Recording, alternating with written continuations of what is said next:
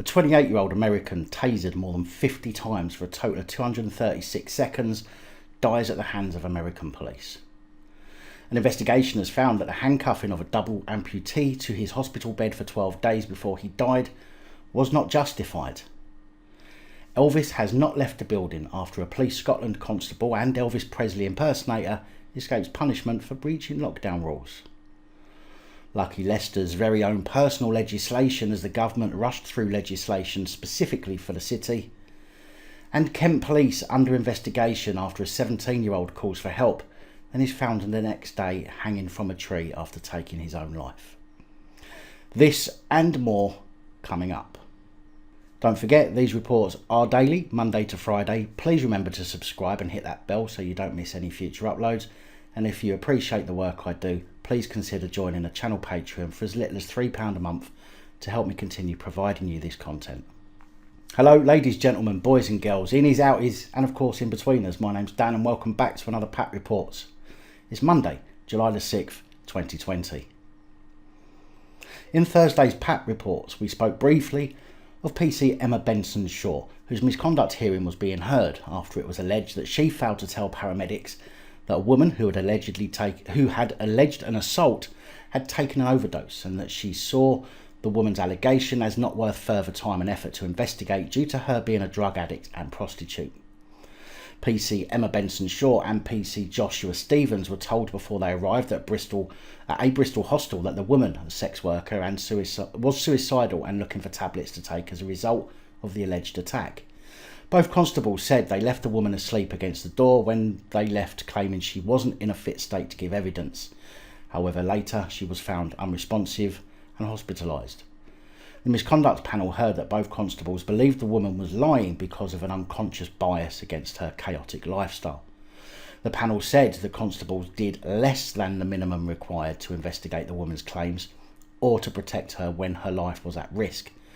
But they also found that they could learn from their mistakes. Isn't that nice? The panel chair said there was an obvious, real and immediate risk to the victim's life. There was no way of knowing what drugs she had taken. The panel doesn't find the victim was treated differently because of who she was. She was difficult for the two officers to deal with. They considered her chaotic. They wrote off her condition down to her Class A drug use. They failed to give her the attention they would have given a complainant. Without those difficulties, we don't find that this was deliberate. The panel chair said any competent officer would have checked on the woman's health before leaving the scene, adding, "It must have been clear the victim was highly vulnerable and there was a real and immediate risk to her life. The officers left the vulnerable woman who had told the control room of her desire to take an overdose." After what's called a long and anxious deliberation, the panel concluded that their dismissal would have been justified. However, public confidence in the police service could be maintained if they were just given a final written warning. Really? And who the hell are these people to decide what would maintain public confidence or not? She said the outcome would have been different if they had been more experienced or better supported during the incident. Excuses, excuses, excuses. Maybe those who were supposed to be supporting them better should be the ones to face misconduct hearing then. There's a thought for you. Now, we don't normally do reports on stories that occur outside the UK, but I thought this would be an interesting addition. 26-year-old Joshua Taylor and 34-year-old Brandon Dingman, both Carter County Sheriff's Office police officers, were charged on Wednesday, the 1st of July, with second-degree murder after being accused of tasering 28-year-old Jared Lakey more than 50 times before he collapsed and went on to die on July the 6th. Taylor and Dingman responded to a call that Lakey was acting in a disorderly manner.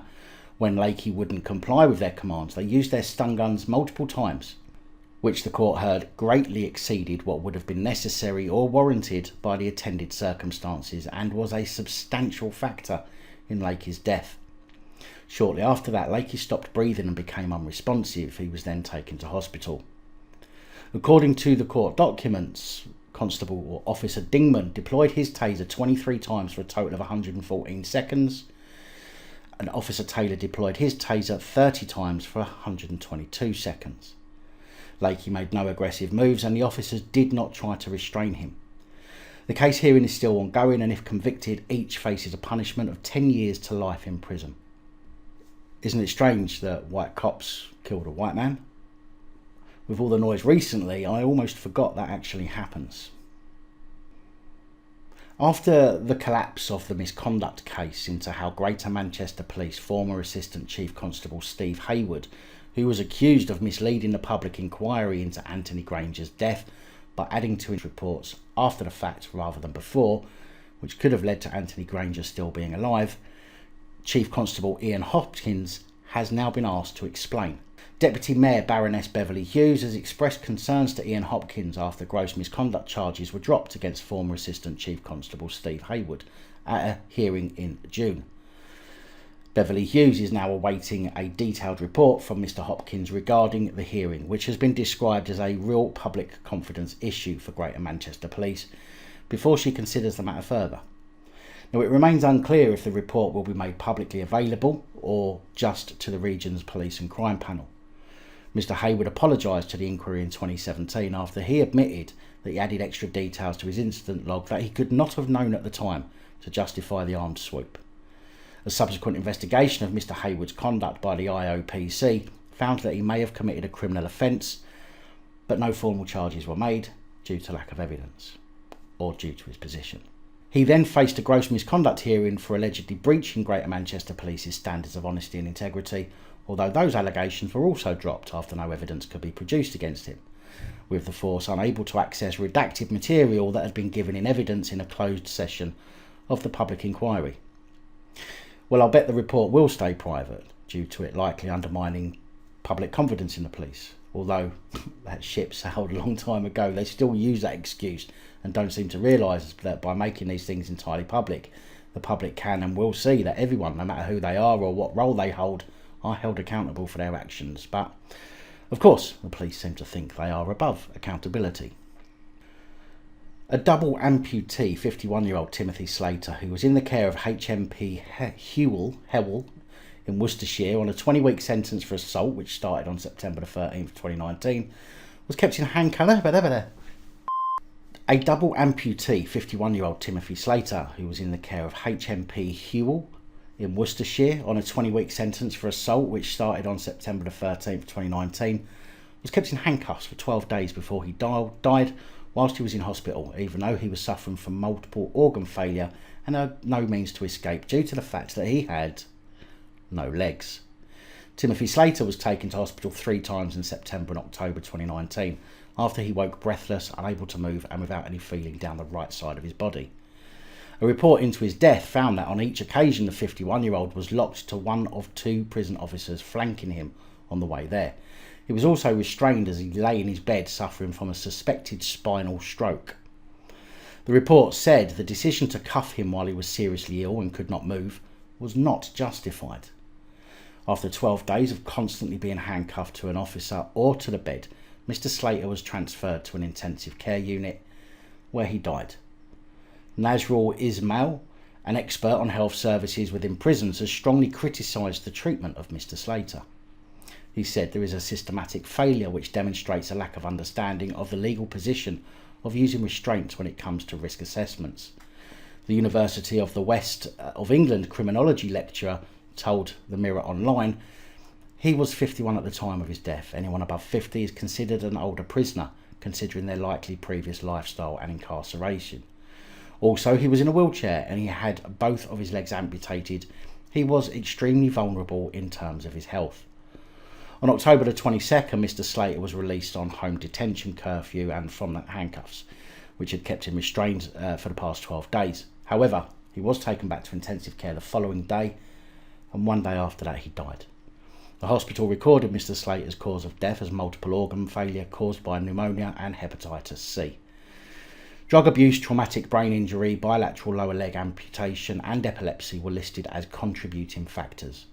The prison did not contribute towards the cost of the funeral and had no legal duty to do so, as Mr Slater was not in their custody at the time of his death.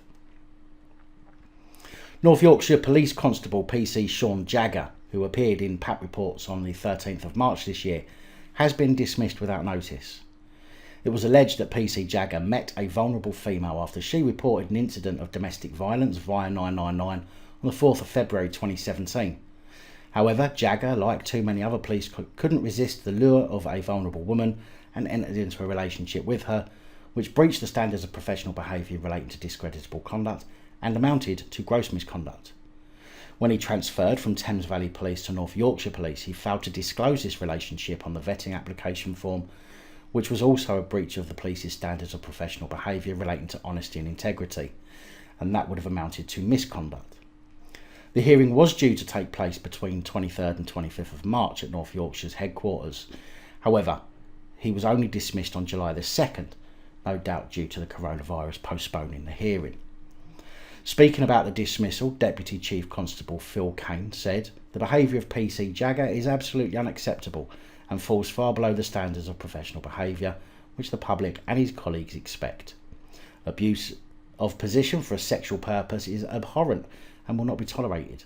I recognise and applaud the bravery of the victim in coming forward to provide the evidence needed to enable the immediate dismissal of PC Jagger." Jagger was also added to the College of Police's barred list, preventing him from joining law enforcement for at least the next 15 years. Police Scotland PC Stewart McLennan has been reprimanded but has escaped formal punishment after he breached Scottish health regulations in order to perform at a birthday party as Elvis Presley. 41-year-old McLennan was caught on camera in both photo and video breaking COVID-19 rules at a birthday bash where he put his arms around guests and took selfies next to a hot tub full of people drinking beer in swimsuits. Sounds like my kind of party. Along with breaching the very regulations that they're supposed to enforce, he also travelled more than twice the permitted distance to attend the party on June the 27th. A source has said it's unbelievable that a serving officer would think it was acceptable to do this. Business owners up and down the country are being driven to the wall because of the COVID-19 restrictions, but a guy who's entrusted to enforce the rules decided to break them and make some extra cash. A police officer of all people should have understood that dressing up as Elvis to work at a birthday party was clearly not following the rules he was supposed to be upholding. PC McLennan's company website, Fresh Entertainments, was offline at the weekend and visitors were told it was being updated.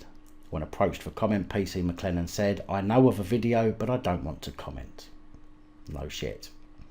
PC McLennan was reprimanded over the incident, but will escape formal punishment according to Police Scotland. Chief Inspector Alan McIntyre said, "We have been made aware of these photos. Enforcement has always been a last resort and our focus has been on engaging with people about the restrictions to encourage compliance." But isn't that the public, not the people that are enforcing them? In line with that approach, he said suitable advice was given to the officer involved. I have to say I wouldn't mind so much if the police who breached the rules they were enforcing on us were fined, just as we would be. Why are the public not simply being given words of advice instead of issuing fixed penalty notices? Any police watching this, start fining your constables at the very least. All of this issuing advice when anyone else would have been fined is yet another reason the respect for you and your profession is in the gutter. Metropolitan Police have yet again been caught on camera showing themselves for the cretinous animals that they are. But this time, unfortunately for them, they made the mistake of picking on a black man who had just come from a TV interview about racism within the police. You couldn't make this shizzle up. The incident originally occurred on May 23rd as Ryan Colico was driving home from a TV interview.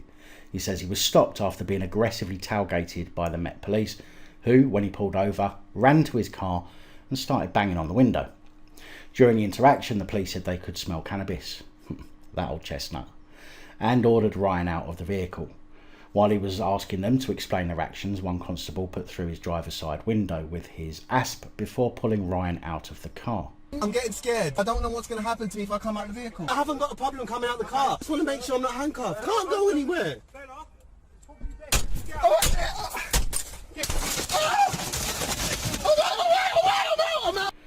Ryan said he was forced into handcuffs and agreed to leave his car and stood with constables who searched him, while others combed through his BMW and found nothing. He said, "I've never in my life ever handled or taken any drug."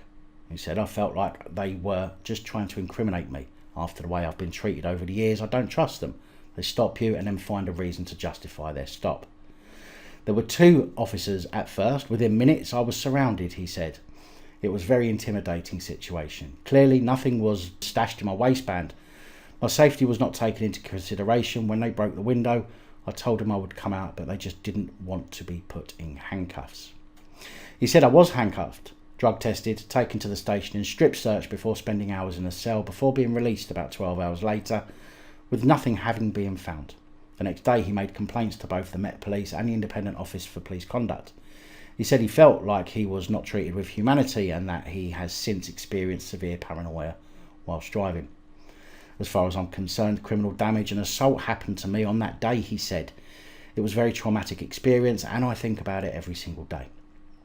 An IOPC spokesperson said, we are independently investigating an incident following a voluntary referral received on the 18th of June from the Met, where a man was stopped and searched in his car by Metropolitan Police Service officers on the 23rd of May.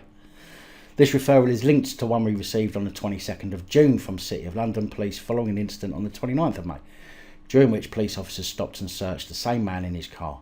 The referral has been returned to City of London Police to investigate. Of course, let the people who are responsible for the complaint investigate the complaint. You know it makes sense. 41-year-old solicitor Ross Mackay has been struck off following a hearing of the solicitor's disciplinary tribunal. The tribunal follows Mackay being jailed last year for 7 years after admitting fraud and money laundering between 2004 and 2014 for his part in a huge mortgage fraud, where 38-year-old Scott Rowbotham amassed a £10 million property portfolio across Greater Manchester with the help of criminals and the proceeds of crime, including drug dealing. Police said Mackay, a father of 3, was the criminals' go-to lawyer because he would not ask too many questions about their business or where the money was coming from. After Mackay, formerly of Saggers Road, Handforth, was jailed, Adrian Ladkin, a senior financial investigator from Greater Manchester Police's Economic Crime Unit, said Mackay was fully aware of the purposes of the transactions was to launder criminal proceeds and he was deliberately dishonest in facilitating them. As a solicitor, Mackay was in a position of trust, but he spectacularly failed in his legal duties through his corrupt and unlawful actions. It is thanks to the meticulous work of the officers in this case that today he has been brought to account for his deceitful actions. Now, I don't know if you remember on the 5th of June we spoke about 17-year-old Crohn's disease sufferer Bradley Seddon, whose father brought him an electric scooter to help him get about due to fatigue, and who Cheshire Police interceptors stopped for using his electric scooter and seized it from him, and said if he was 18 he would have been given 6 penalty points and a fine. Well, it appears that from Saturday, July the 4th, 2020, rental e-scooters will be allowed on British roads. The Department of Transport brought forward a trial by a year, hoping to help reduce congestion as the UK emerges from lockdown. There are also plans to relaunch an electric e-bike share service in London. This all, of course, comes amid the fears of COVID-19 transmission of public transport. Car use in the UK has increased. It's hoped that fleets of electric scooters and bikes in cities could help replace cars and address the first last mile problem, where users currently have to travel by car to reach the train station or bus stop or get home again. I've had a brief look at the government proposals, but due to the limitations of time I've yet been able to find anything about privately owned e-scooters. In fact, the government consultation specifically states it is important to note that the changes proposed will apply only to e-scooters legally used as part of trials for the duration of the trials. E-scooters not used as part of the trials will remain illegal on the road, in cycle lanes and tracks and pavements. I would like to see how that's going to be policed. Are the police going to be stopping everyone to check? I find it highly insulting to how they think it's okay to allow e-scooters for profit and not allow them in general. Residents of Leicester must be feeling pretty special right now, considering they are the first city to have new legislation specifically for them in the form of the Health Protection Coronavirus Restrictions Leicester Regulations 2020. Legislation which has again been rushed through Parliament and no doubt not scrutinised enough, as we find more tools to erode our human rights. The new regulations came into force on Saturday as the rest of the country began to see an easing of the lockdown. People or businesses that repeatedly disobey the new law could receive fines of up to $3,200, with a ban on social gatherings, overnight stays and the reopening of hotels, pubs and restaurants, all being included in the Leicester legislation. Regulations for Leicester was passed as a new statutory instrument easing lockdown for the rest of the country came into force on Friday. People in Leicester who live on their own or single parents, however, can still form a social bubble with one other household. Leicestershire Police said we will be directing people to follow the regulations and encouraging them to follow the guidelines. Of course, we want people to stay at home in a protected area, and if you are outside of this, to be responsible and socialise safety. Leicester City Council confirmed it had been informed of the legislation shortly before its publication. The regulations are due to be reviewed on the 18th of July, however, like the original coronavirus restrictions legislation for England when they came out, this is no doubt going to be abused and forced upon people for as long as they can get away with it. In fact, it specifically states that the regulations expire at the end of the period of 6 months, beginning with the date on which they first came into effect. Now, the legislation was made at 11 a.m. on the 3rd of July, laid before Parliament at 3 p.m. on the 3rd of July and came into force on the 4th of July. The legislation lays out the new rules and the affected postcode areas. I'll leave a link to the legislation in the description if you're interested in reading that through. Now, I've been saying for the past week or so that giving your personal details to some random bar staff in order to get yourself a beer is a bad idea, specifically because there has been no indication of the protocols to be implemented to ensure that our privacy is protected. And it seems I'm not the only one to be concerned about the government's request to pubs that carries risks to customers' privacy and poses a data-heavy bureaucratic problem on landlords. The government says pubs, restaurants and cafes, as well as hotels, museums, cinemas, zoos and hairdressers, when they reopen, should collect information about every single person who has visited, which is a simple idea, but is going to be tough on the establishments collecting the data, which includes names, contact numbers, date of the visit and arrival and departure times. But what's the problem? We're only giving our names and phone numbers, right? Well, that's true, but I think it's obvious that lots of people are going to give false numbers, which will result in these information requests changing to include your address. To be perfectly honest, I wouldn't even give my full name to anyone and certainly won't be giving my phone number to any bar staff, unless, of course, she's coming home with me. Now, it's important to know that the scheme is currently voluntary. Neither businesses or customers are required to collect or provide this information by law. However, pubs, being pubs, can refuse anyone entry for any reason, and over-enthusiasm to ensure compliance with the government's requests could easily resort to people being refused entry unless they give those details, and there's nothing you can do about it. But there's plenty of potential for things to go wrong for those who do give their details. The Information Commissioner's Office has issued some guidance on how businesses should collect information, but it's general advice and it's pretty sparse. Rowena Fielding, Head of Individual Rights and Ethics at data protection consultancy Protecture, says pubs should keep it very simple. The information they collect should only be gathered to help track and trace and not used for anything else. If it is, there may be GDPR ramifications. Data shouldn't be added into marketing databases, incentives to hand over data shouldn't exist, and people shouldn't be signed up for loyalty schemes. Using track and trace as a way to harvest information for other uses is a red flag. But as the scheme isn't mandatory, people will inevitably use false names or refuse to provide pubs and other businesses with their contact details. You could call yourself Eleanor Roosevelt as long as you gave an accurate mobile number, she says. When the NHS track and trace people phone up, you can tell them your real name and where you live and who you've talked to, and all of that because the NHS track and trace people are much safer to give that info to. Nevertheless, there are risks to handing out your phone number. Your mobile number is a key identifier for you. With a phone number, you can search social media for that person's accounts, you can upload information to advertising micro-targeting tools, and you can harass people, stalk them, commit fraud or identity theft, spam them. Now, it's unclear how effective the overall system will be, as the government has not made it compulsory either for individuals or businesses yet. If visitors are not legally required to give their contact details or even genuine contact details, this may of course undermine the track and trace efforts, says Hazel Grant, the head of privacy, security and information group at law firm Fieldfisher. But clearly the UK government doesn't wish to go that far yet. It remains to be seen how effective these voluntary measures on the part of both businesses and their visitors will be. I think it's clear that I'm going to be buying beers from the shop and drinking them at home or at a friend's rather than going to a pub for overpriced beverages and the risk of either being turned away for not giving my details or having my details used for nefarious purposes. Personally, I'd suggest you do the same. Poor old Nigel Farage is currently facing claims that he's broken quarantine rules, not coronavirus restrictions, but specific quarantine rules, after going to a pub when it reopened for the first time after the lockdown. You might find that confusing. However, the image posted of Farage holding a pint was less than 14 days after a post on social media showing he was in the US and planning to travel to Tulsa, apparently in reference to a Donald Trump rally. It's been said that he was seen at the Trump rally taking part in a panel discussion called Team Trump on Tour. However, the timing of his tweets and his presence at the Trump rally suggests that he's only been back in the UK for less than 14 days. Whereas government guidelines say that any resident or visitor travelling to the UK must self-isolate at the place they are staying for 14 days, except in limited situations.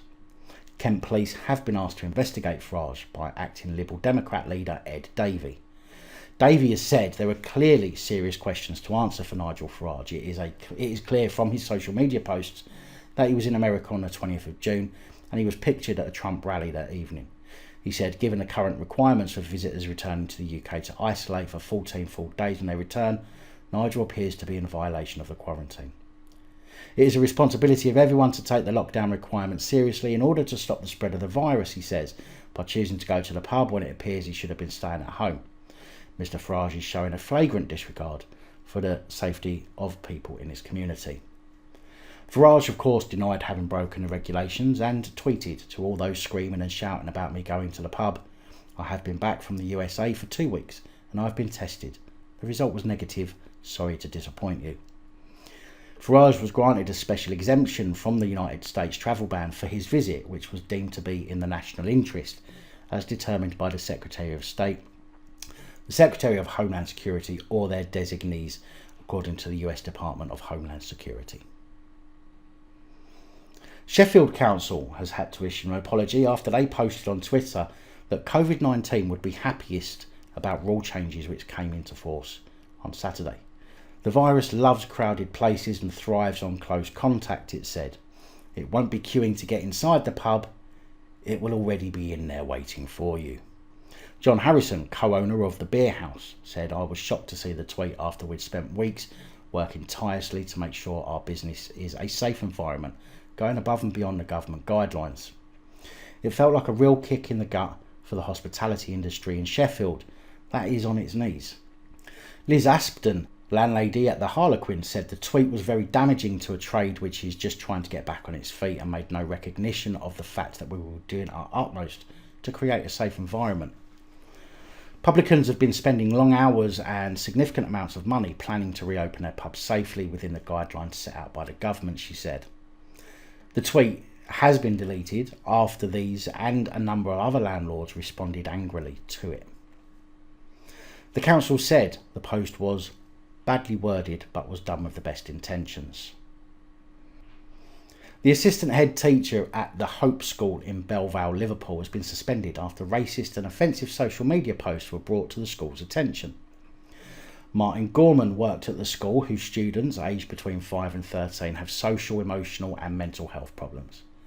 The posts, which are from between 2010 and 2014, included comments such as, "They defo have curly blows because them curls aren't inbred like their noses, ha ha ha." And that was posted under an image of a Hasidic Jewish man, which was posted in 2013. And another post in 2013 where the account responded to a Twitter post by Tyson Fury, which said, "Ha ha ha, as if you big gypsy bellend." Many of his tweets didn't actually make any sense at all. For example, 100%, look at our kids. Think any of that live in a normal home with a mum and dad in a semi-normal area? Or, love meat, hate Jews, can never love too many things. A Hope School spokesperson said the member of staff has been temporarily suspended to allow a full investigation to take place. This action has been taken after concerns were raised in connection with historical social media posts. A Kent Police Constable and 2 Kent Police staff may be facing disciplinary action after a 17-year-old boy was found dead hanging from a tree in a park in Tunbridge Wells. Matty Mikkel, who had reached out to police the night before taking his own life by calling 999, so was obviously desperate. That call took place at about 10:40 in the evening of May the 6th. Phone records show a short time later Matty took an incoming call from the police, but little more is known. Matty's dad has said that he has been unable to find out whether the police actually bothered searching the area for his son. A spokesman for Kent Police said after Matty's death, the force made a mandatory referral to the Independent Office for Police Conduct due to its previous contact with him. The Independent Office of Police Conduct said the actions of one constable and 2 police staff in relation to the death of Matty Mikkel may have breached the standards of professional behaviour. The IOPC lead investigator for the case said, "I have also assessed that, if proved individually, their conduct would amount to misconduct so serious as to justify disciplinary action. She added, "I will now be arranging to take an account from each of these individuals after their accounts, and all the evidence has been reviewed. The final report will be produced." Kent Police spokesperson said, "Kent Police will support the IOPC's inquiries, but it would be inappropriate to comment further until such time as the investigation has concluded." An IOPC spokesperson said, following the non-suspicious death of Matthew Mikkel on 7th of May 2020, a Kent Police officer and 2 members of Kent Police staff are being investigated, as there is an indication they may have breached police standards of professional behaviour. "We are examining their actions and decisions relating to their contact with Matthew and whether these actions were in line with national and local policy. The investigation is in its initial stages, and this development does not mean that disciplinary action will necessarily follow." How sad. So young and obviously so desperate. A woman who was arrested in Plymouth on Friday the 3rd of July was taken to Charles Cross Police Station, part of Devon and Cornwall Police, suffered what's being called a medical episode whilst in police custody, and later went on to die at Derriford Hospital. Devon and Cornwall Police have confirmed that they have referred the matter to the Independent Office for Police Conduct due to the police contact at the time.